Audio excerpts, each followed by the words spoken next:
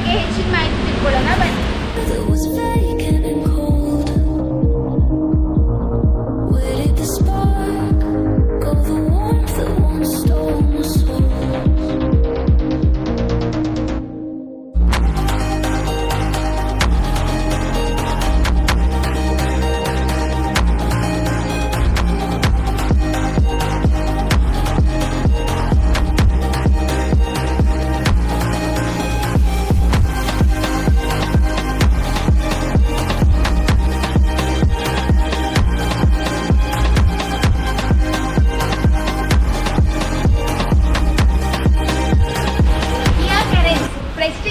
Variant ಅಲ್ಲಿ ಇದೆ. 2022 model, 15,000 kilometres driven ಆಗಿದೆ.